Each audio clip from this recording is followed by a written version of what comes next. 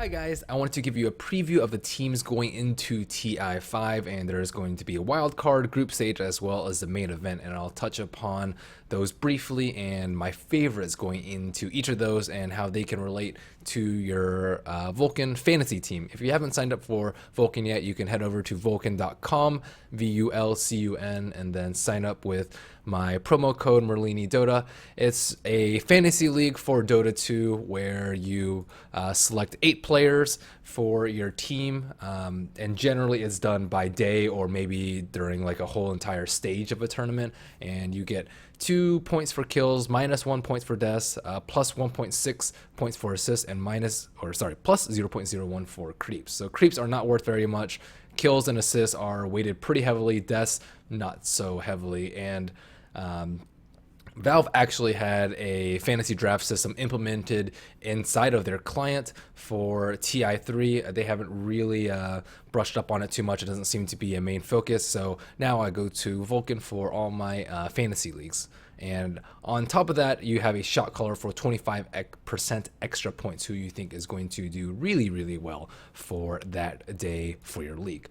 So going into the first part of the tournament, we have the wild card. There are 2 wild card spots. Only 14 of the 16 teams has been determined, and the 4 wild card teams are going to be North American Rejects, CDEC Gaming, Vega Squadron, as well as MVP Phoenix. And as it stands right now, I think that CDEC and Vega are much, much stronger than North American Rejects and MVP Phoenix. If I had to rate them 1 through 4, I would say CDEC, Vega, way ahead of MVP Phoenix, and probably North American Rejects last. And I actually used this very useful simulator given by Knoxville, the Statsman for TI5. You can head over to his website, 2p.knoxville.co.za. There's like also very useful like ELO chart, average times breakdown, all the useful stats. So there's a International 5 simulation for the group stage, assuming these groups are going to be as stated. You can alter these as you will and then click analyze, but the consensus is that Secret is going to be a huge favorite. 73% chance to win a group. That is absurd considering there are 8 teams. They're just that much better than everyone else and most people's favorites going into the tournament. And if you don't know the format of the group stage, it's 2 groups of 8, round robin, best of 2s. You get 3 points for getting a 2-0, 1 point for splitting 1-1, and 0 points for going 0-2 versus teams. So the teams that are going to 2-0, like the very best teams like Secret and EG, have a very, very high chance of coming out on top of their group. So we have Secret, again, long shot in just way ahead of everyone in Group A, and then LGD and IG Empire considered all pretty closely. CDEC is the wildcard winner, MVP Hot 6, the SCA qualifier winner, Complexity American qualifier winner, and Fnatic Malaysia I would actually place a little bit higher. I'm not particularly sure why they're rated so low. I think that Knoxville told me that they had a really weak matchup versus the T1 teams, but I definitely think they should be above these 3. But anyways, the top 4 from this theoretical group is going to be Secret, LGD, IG, Empire, and then for Group B, EG, pretty large percent, 60% for them, and then Navi actually surprisingly high at 12%. I myself would actually rate C9 and VP ahead of Navi. Vici I would actually probably rate ahead of Navi, even though their results don't suggest such. Newbie dead last. But in terms of your top 8 teams, it's looking like Secret, LGD, IG, Empire, EG. I would actually put C9, VP, and Vici above Navi, but Knoxville's stats beg to differ. So that's where you have my top 8 teams. And you want to maximize your Vulcun fantasy points by having teams that have a lot of kills and a lot of deaths and not that much farming. Dying is okay because generally teams that die a lot get a lot of kills unless they're terrible teams, which you hopefully wouldn't pick as your fantasy winner. So one thing that I like to use a lot is Dat Dota. Dat Dota releases a ton of great articles before TI. Preview posts for lanes and roles, preview posts by runes.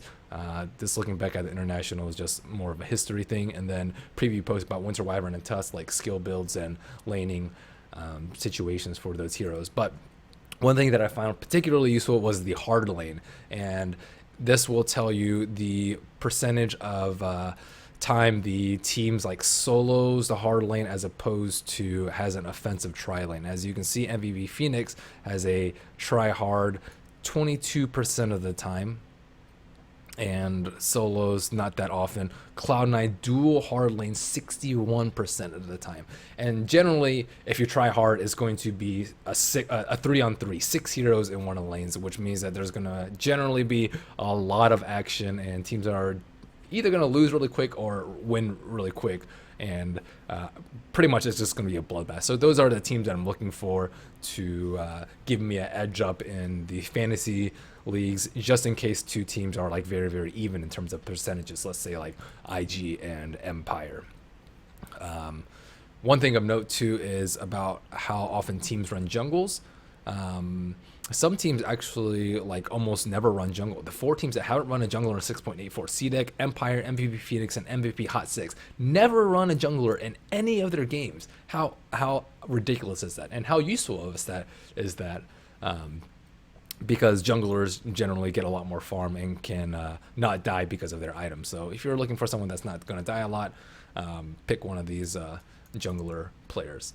And then on top of that, if you're interested in like what kind of play style and picks teams tend to go to, I really like visiting Dota Buff's esports website. They have a really good overview of like picks and bans. For example, heroes like Tusk and Undying are very, very good for getting kills and getting a lot of kills early. Clockwork's also like a very aggressive offlaner that can sometimes get solo kills on his own, as opposed to a hero like Darkseer who can get zoned out very easily at level 1 and is forced to jungle and maybe sometimes just sit on the offlane and not have that good of a time and die a lot. But you can go through it team by team. You can also check who has a really ridiculous KDA. I'd pick Admiral Bulldog if he was still on the team, but some teams have a one position that farms a lot more. Some teams have a one position that fights a lot more, and the 1 and 2 positions are actually generally very, very close in terms of their salary on Vulcun. And you can only have 3 players from one team, and generally you can only fit in like 2 cores because they're really, really expensive. So the offlaner is generally pretty cheap, and oftentimes you have to make a decision in between the mid laner and the safe laner. And using Dota Buff, you can see who has a high KDA. It looks like RTZ is doing slightly better than S4, but RTZ is more expensive than S4, so you're not getting any value there. For a team like EG, you can see why Fear is much better of a value than Sumail. Sumail actually tends to die a lot more than Fear, and Universe actually has a higher KDA. That's overall time. Let's check for the past 3 months.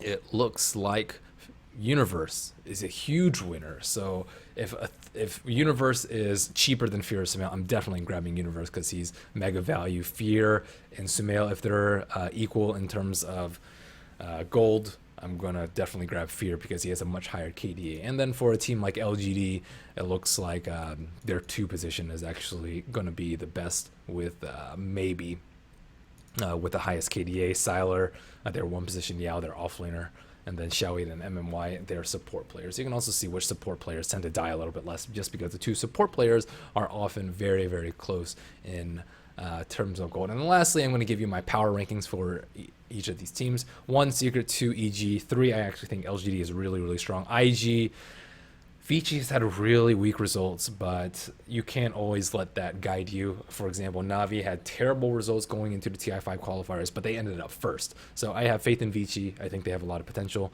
C9, Empire, and VP rounding out my last 3. Some people have Navi in there, but I think Navi is weaker than all the teams listed here.